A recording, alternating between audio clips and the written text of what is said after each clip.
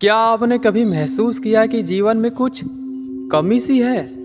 जैसे सब कुछ होने के बावजूद भी भीतर एक अधूरापन सा रह गया हो। शायद आप भी उस गहराई की तलाश में हैं, जिसे शब्दों में कहना मुश्किल है। मनुष्य के भीतर हमेशा एक गुण आकांक्षा रही है, मुक्ति की, आजादी की। उस आजादी की जो शरीर, मन और परिस्थितियों से परे हो। सदियों से ऋषि और साधक इसी खोज में निकले हैं, ज्ञान की, मोक्ष की, उस परम शांति की जो हर आत्मा के भीतर सोई हुई है।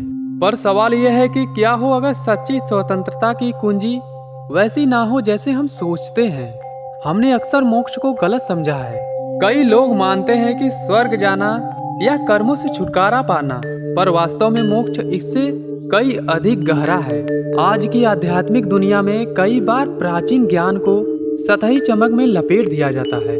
लोग आध्यात्मिकता को अपनाते हैं, पर जीवन से भागने के लिए, ना कि उसे गहराई से समझने के लिए। यही तो है, जब हम दर्द से बचने के लिए ज्ञान का मुखौटा पहन लेते हैं, पर सच्चा मोक्ष इससे कहीं परे है। वेदों में बताया गया है कि एक ऐसी अवस्था जहां ना कोई दुख है, ना कोई बंधन है, जहां आत्मा स्वयं को जान लेती है।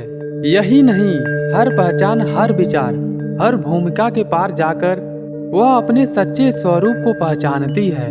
इस राह पे चलने के अनेक मार्ग हैं। ज्ञान योग, जहाँ बुद्धि सत्य को खोजती है।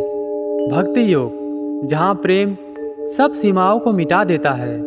कर्म योग, जहाँ निस्वार्थ कर्म आत्मा को पवित्र करते हैं। और राजयोग, जहाँ ध्यान के माध्यम से मन शांत होकर आत्मा से एकाकार हो जाता है। इन मार्गों पर चलना ऋषियों और ज्ञानी गुरुओं ने सिखाया है, क्योंकि सच्चा मोक्ष भागना नहीं है, यह जीवन से गहरी एकता है।